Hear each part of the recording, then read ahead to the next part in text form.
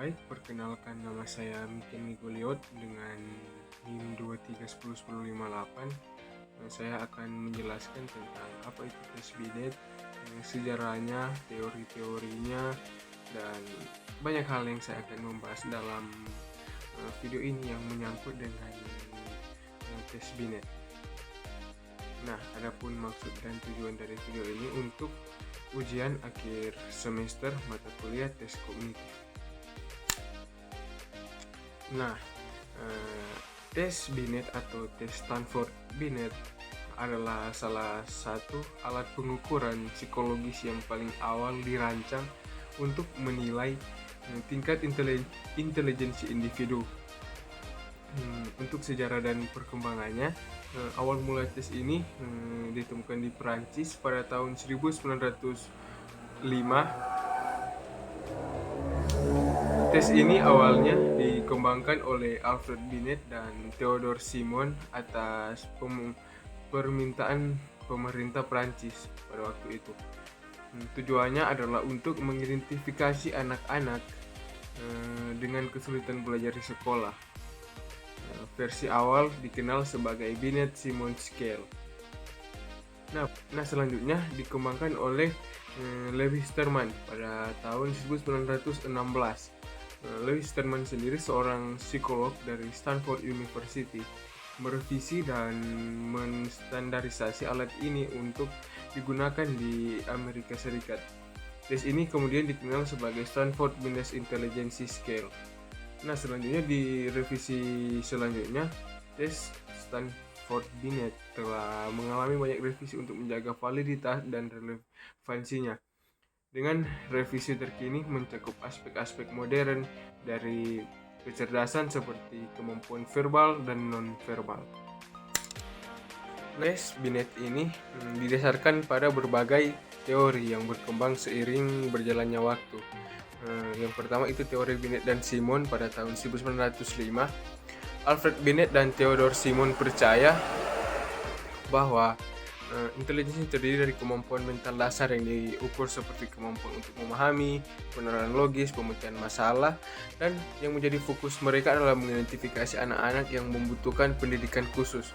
Mereka menekankan bahwa intelijensi sendiri bukanlah sifat tetap, tetapi dapat berkembang melalui pendidikan dan pelatihan. Nah, yang kedua itu teori IQ oleh William Stern pada tahun 1912. William Stern memperkenalkan konsep intelijensi kuantin atau IQ yang menjadi metrik utama dalam tes Stanford Binet. IQ dihitung berdasarkan usia mental atau mental age dibandingkan dengan usia kronologis atau chronological age. Nah, selanjutnya itu yang ketiga teori hierarki intelijensi oleh Spearman pada tahun 1904. Charles Spearman memperkenalkan teori two-factor theory of intelligence atau faktor G atau intelijensi umum, kapasitas kognitif umum yang mempengaruhi performa dalam berbagai tugas. Adapun fungsi tes dari tes Binet sendiri yaitu untuk di psikologi klinis, perannya membantu psikolog atau psikiater dalam menilai gangguan intelektual atau perkembangan anak. Nah, kalau di psikologi pendidikan, perannya itu untuk membantu guru atau konselor dalam merancang strategi pembelajaran yang sesuai untuk siswa dan mengidentifikasi siswa yang membutuhkan dukungan khusus atau program akselerasi. Selanjutnya dalam pengembangan karir memberikan panduan bagi individu untuk memilih jalur karir berdasarkan kemampuan intelektual mereka masing-masing. Nah, teman-teman, tes ini fleksibel untuk digunakan pada berbagai usia mulai dari anak-anak hingga dewasa, sehingga sangat bermanfaat dalam banyak bidang psikologi dan pendidikan. Tes Stanford Binet mengukur berbagai aspek kecerdasan untuk memberikan gambaran yang menyeluruh tentang kemampuan kognitif individu. Yang pertama itu aspek penalaran fluid atau fluid reasoning, yang dimana kemampuan untuk berpikir logis, memecahkan masalah baru, dan memahami konsep tanpa bergantung pada pengetahuan sebelumnya. Contoh yang pertama, mengidentifikasi pola dalam rangkaian visual atau numerik. Dan kedua, menyelesaikan masalah logis. Dan yang selanjutnya itu pengetahuan atau knowledge, yang di dalamnya ada kecerdasan kristal atau crystallis intelligence, yaitu informasi yang diperoleh melalui pengalaman dan pendidikan. Contohnya pemahaman bahasa, pengetahuan umum, dan kemampuan kosakata. Dan yang selanjutnya yaitu penalaran kuantitatif atau quantitative reasoning, kemampuan untuk memahami dan bekerja dengan angka serta keterampilan matematika. Contohnya menyelesaikan soal numerik dan menganalisis hubungan numerik. Dan yang selanjutnya itu visual spatial processing atau pemrosesan visual spasial, yaitu kemampuan untuk memahami, interpretasikan, dan memanipulasi informasi visual dan spasial. Contohnya menyusun blok sesuai pola yang diberikan dan memahami diagram atau gambar.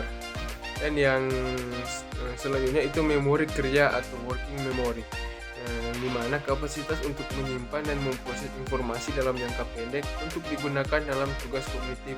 Contohnya mengingat angka atau kata dalam urutan tertentu dan menyelesaikan tugas dengan berbagai langkah. Selanjutnya itu keseimbangan aspek verbal dan non-verbal.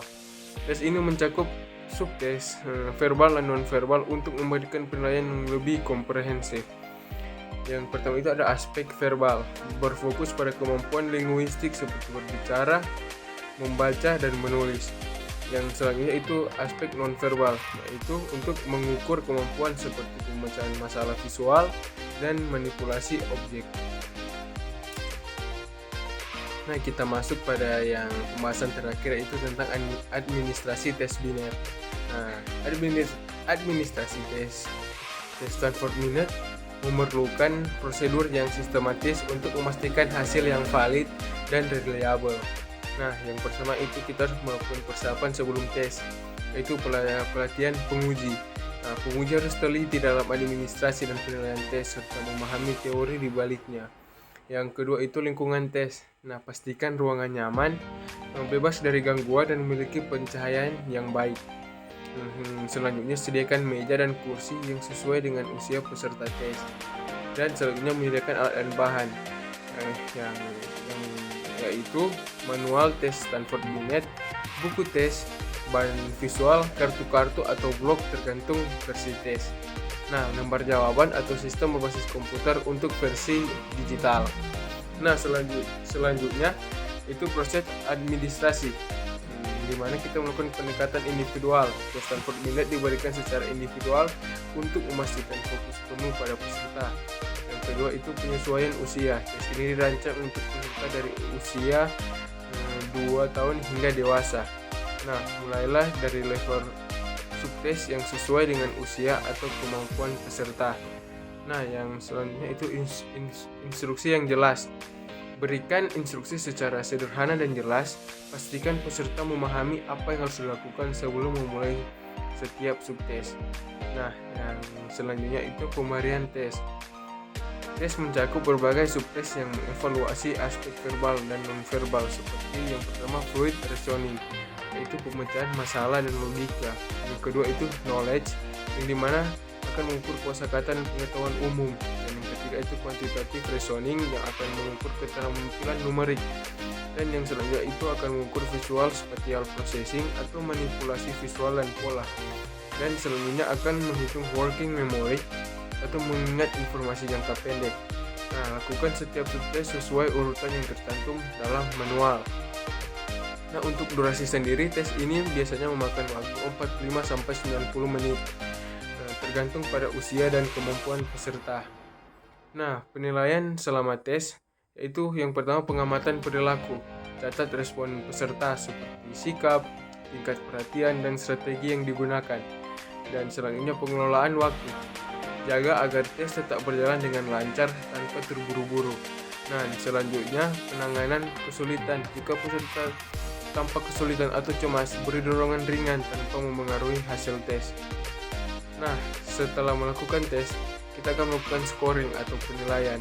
Nah, gunakan manual untuk menghitung skor mentah setiap subtes dan konversikan skor mentah menjadi skor standar menggunakan tabel norma. Nah, yang selanjutnya itu interpretasi skor. Skor IQ total memberikan gambaran umum tentang kecerdasan peserta. Profil kemampuan mengungkapkan kekuatan dan kelemahan dalam berbagai dominan kognitif.